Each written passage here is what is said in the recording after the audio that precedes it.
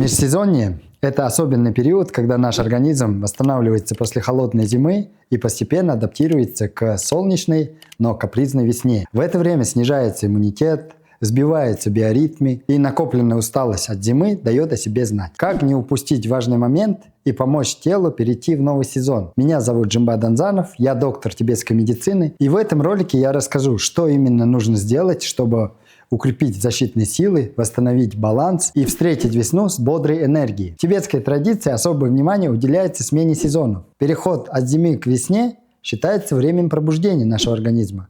И поэтому очень важно мягко дать адаптироваться нашему организму. Как межсезонье влияет на людей разной конституции: ветер, желчь, слизь. Именно на 3 группы делятся все люди в тибетской медицине. В зависимости от их физических особенностей, предпочтений в еде, в образе жизни и даже внешних особенностей. В тибетской медицине весну еще называют сезоном слизи. Люди ветра – это те люди, которым весна не очень подходит. Сезон слизи на них влияет очень плохо. Они чувствуют себя ослабленными, у них возбуждаются внутренние ветра, что приводит к повышению тревоги, беспокойства. Иногда они теряют сон, и они чувствуют внутренний холод. Они начинают просто мерзнуть, даже находясь у себя дома, в квартире. Мерзнут больше, чем зимой. Люди желчи – это те люди, которые весной как раз-таки пробуждаются. Они чувствуют себя хорошо, у них играет каждая клеточка в их организме с приходом солнечных дней. Но если они имеют какие-то хронические заболевания, связанные с желчным пузырем, с пищеварением, желудком, поджелудочной железой, первые солнца весенние, они могут разжечь им огонь пищеварения, тем самым обострить хронические заболевания. Люди слизи с приходом весны уходят в спячку. Зимой они еще как-то двигались, работали, а весной все, им хочется спать. У них появляется даже апатия какая-то, ничего не хотят делать. Они начинают отекать, потому что та слизь, которая зимой еще была застойной, она с приходом весны начинает двигаться, движение начинается. Они начинают отекать, они начинают набирать вес при том же питании, которое у них было зимой.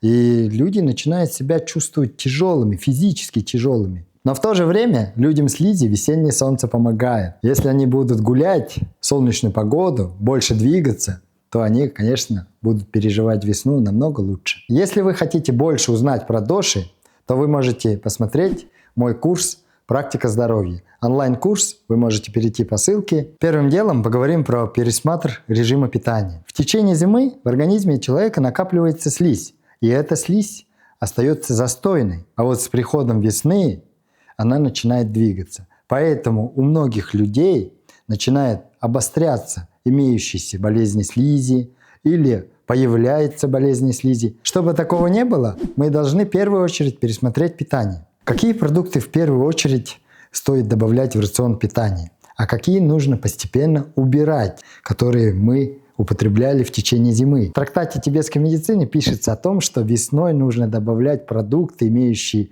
жгучий, горький, вяжущий вкус. Это всевозможные специи, о которых я говорю, согревающие специи, имбирь, кардамон, карри, куркума, черный перец. Все это остается. Мы зимой их ели. Можно уже добавлять больше овощей. Если вы конституция слизи, у вас есть застой слизи, можете овощи в термически обработанном виде есть. Именно с точки зрения тибетской медицины еще и продуктом весны является мед. Это такой продукт, который очень хорошо стимулирует циркуляцию слизи и очищает наш организм от слизи. У меня есть ролик про мед, можете посмотреть. С приходом весны мы, конечно, должны постепенно сокращать прием жирной пищи, употребление жирной пищи. Это делаем, потому что жирная пища обладает большой калорийностью, а зимой это приветствовалось, потому что наш организм всегда боролся с холодом, тратил много энергии, много калорий, а весной-то тепло становится, и солнце начинает светить, и наш желчный пузырь,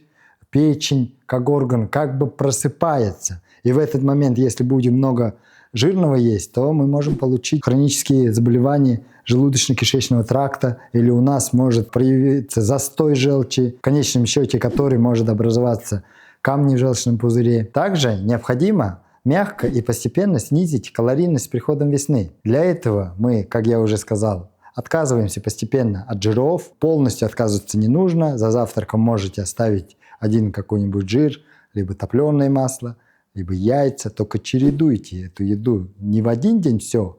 Один день топленое масло, другой день яйца, третий день там еще какой-нибудь бутерброд со сливочным маслом и сыром. Зимой, я понимаю, нет солнца, хочется радости, иногда себя балуем сладостью. А весной солнечные дни все больше становятся, поэтому от сладостей отказываемся понемногу. И за счет всего этого снижается калорийность. То есть в углеводах предпочитаем сложные углеводы, жиры уменьшаем, белки остаются. И про полезные напитки. Я ролик делал про кофе. Кофе является напитком весны, так как он разжигает огонь пищеварения, помогает оттоку желчи. Черный чай, зеленый чай. Я считаю, что одним из самых полезных напитков является имбирная вода, про который я говорил в ролике про имбирь. Как вы понимаете, все эти напитки нельзя на пустой желудок, натощак. Поэтому эти напитки лучше всего употреблять после еды через 20 минут. И здесь я плавно хочу перейти на физическую активность, потому что повышать иммунитет весной нужно за счет физической активности. Не за счет таблеток, иммуномодуляторов или травяных сборов, которые стимулируют, таких нет, и так далее, внешних, каких-то помощников. А самому нужно добавить физическую активность. Начать нужно ходить, кто может бегать, и, разными видами спорта заниматься, игровыми видами, где преобладает кардиотренировки. Вы, наверное, подумали, почему иммунитет и витамины не связали. Я это сделал намеренно, потому что не нужно сразу прибегать к приему синтетических витаминов. Это не всегда хорошо. Здесь хочу особо подчеркнуть про витамин D. Если у вас низкие уровни витамина D, то вам обязательно нужно принимать. И я всегда говорю, что есть 4 категории людей, которые должны принимать витамин D весной, зимой. Это растущий организм, это дети, беременные женщины, пожилые люди 65+, и люди, болеющие сахарным диабетом 2 типа. В описании я оставлю ссылку на мой ролик про витамин D. Там вы узнаете больше про витамин D. Дальше я расскажу про режим дня.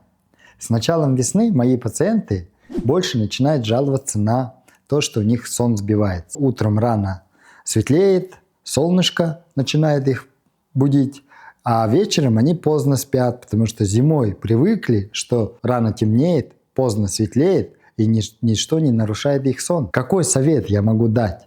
Если у вас сбился сон, вы можете всегда применять один лайфхак, который работает на самом деле почти 100%. Нужно просыпаться в одно и то же время, а засыпать можете в разное время. Например, если вы в 4 утра легли спать, вы должны проснуться в 7 утра. А на следующий день вы можете в 9 вечера лечь. Но всегда просыпайтесь в 7 утра, даже в воскресенье. Но это не значит, что вы должны ложиться спать в 4 утра. Правильно? Это до 12 нужно засыпать.